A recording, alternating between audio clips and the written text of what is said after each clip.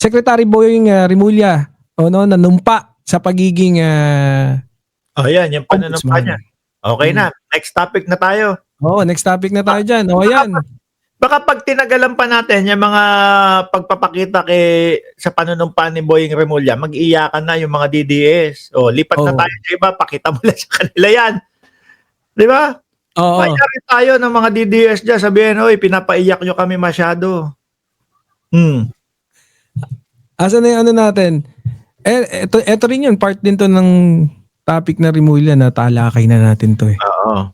Wait Yung lang, do not fail, sabi ni Leonel, do not fail the Filipino people.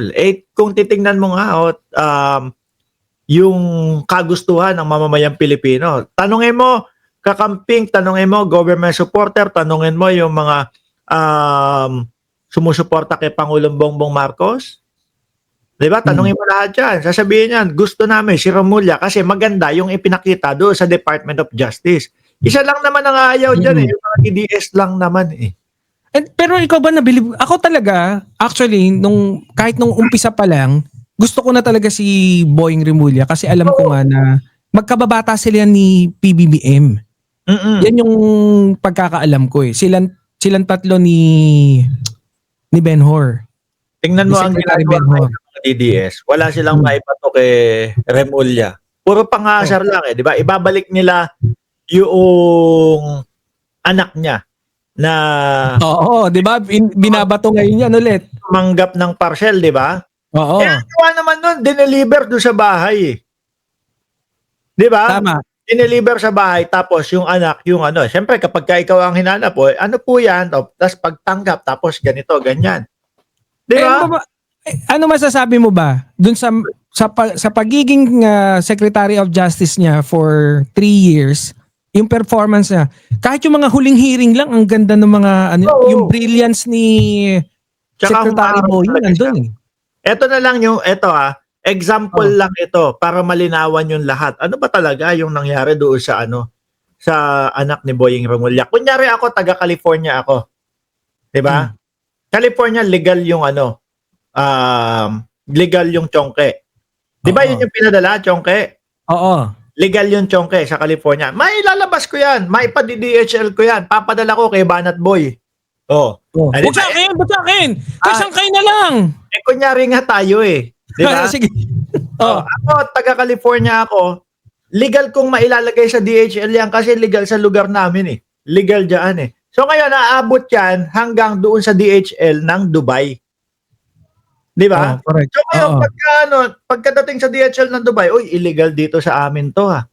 Sige, hanapin mo ngayon yung kusino, yung pagpupuntahan yan. Ayun. Ang dali lang. Ako, gagawin ko. Kung nasa California ako, taga California ako, anak ni Boying Rimulya, receiver, tapos yung pangalan ko ilalagay ko doon. Pero ano ba talaga nangyari doon? Kasi parang umabot sa kanya, tapos may dinakip na kagad siya, parang ganon, parang... Pakiramdam ko, parang ano tawag doon? Setup. Oo, setup. Sabi ko nga sa iyo Sabi ko sa iyo, kung ako taga California, legal ang chongki dito, no? Maipapa-DHL ko yan hanggang doon sa address mo. Ngayon si DHL natanggap, illegal to, ganito, ganyan. No, tapos itatawag sa pulis. May natanggap kaming ganito, ganyan i-report. Kasi kapag hindi ni-report ng DHL yan na may galon, ang mangyayari diyan, kung tsaba sila. Hindi nila sinasala lahat ng mga nila. Pero tanong Boss Mark. Gusto mo rin bang mag-inhibit sana si Boying Rimulya nung time na yon o wala lang? Saan yon? Nung iimbestigahan yung anak niya, syempre DOJ na siya.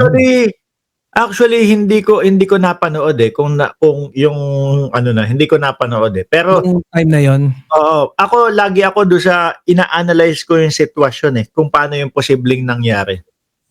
Okay. Nandoon ako kaya hindi ako maniwala na tapos syempre 'di ba nga nakarating na doon sa bahay with matching police na. Ganun kasi. Ibig sabihin ngayon pwede na tayo mag-speculate kung sino yung posibleng nagpakananon kung setup. Kung hypothetical. Sino sa tingin mo? Si Amy? Hindi ko lang alam. Pero posible na mga DDS. Ganun lang yun. Di ba? Oo. Wag naman sana si Bato. Ha? Si Bato. Bato siguro ipapadala niya. Hindi ano. Hindi kasi magaling magtanim ng ano sila eh. Di ba? Magaling magtanim. Sabi ni Sir Odile noon, nag-inhibit si Boying sa kaso ng anak niya. Di ba? Nag-inhibit ba? Hindi yata. Nag-inhibit ba siya? Sabi ni Sir Odile noon. Pero hindi ko na napanood yung doon eh. Doon lang ako sa inanalyze ko yung sitwasyon. DDS na pulis ang may pakana noon, sabwatan sila. Sabwatan sila. O malamang. Kasi mahilig kilala naman natin no si Digong na mahilig magtanim talaga ng ano. Sabi niya yun. Ebidensya. Sabi niya yun. Sabi ni Digong yun, di ba? Ayan, sabi ni Shiro Kansaki, di nakialam si Boying sa kaso ng anak niya. Si Denshabol nandito. Boss Denshabol. Shoutout sa iyo, boss. Uy, Guapings, buti pa dito natatawag akong Guapings eh. Doon sa channel ko, hindi. Nahawa ka lang sa akin. Ako talaga pinapatungkulan nun eh. Ano next topic natin? Ubusin natin yan. Madami ka bang topic? Wala na nga eh. Wala. Last. Sino yan? Ito, pakinggan mo ha. INC. Ba tayo ma-remove? Yan. Ayan. Pumasok ba? Ayan, napapasok na. Yan. Pakinggan natin. Tapusin ba natin yung ano niya? Sinasabi niya? Putol-putulin mo. Pero tingin ko yung iba sa kanila napanood na para doon sa mga hindi pa nakapanood niyan. No? Sige. Ba tayo mag-play? Nasa more on safe side yung INC dyan eh. Yan. Malabo talaga tong internet namin ngayon. Ayan, naka-play naman. Hindi. Hindi, sige. Stop mo na muna. Yan mga kababayan. Oy, Takeru Miyamoto. Thursday ang oras mo dito, ha? Alas 12. Ganyan. Basta. Ganyan.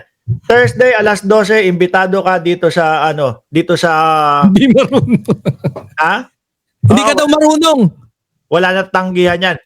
So ngayon, mga kababayan, yun dyan, sinasabi ng INC na kesyo ganito, ganyan. Yung tipo ba, gusto nila ituloy-tuloy ng ICI, yung investigasyon, at gusto din nila na isa publiko. Ako, doon sa pagsasapubliko ng ICI, okay sa akin yun. No? Sabi ko nga sa iyo gusto ng mamamayang Pilipino dahil gigil na gigil ang mga Pilipino doon sa mga natuklasan. Kung dati na polish, di ba? Milyon-milyon lang. Ito, bilyon-bilyon yung nawawala sa Oo.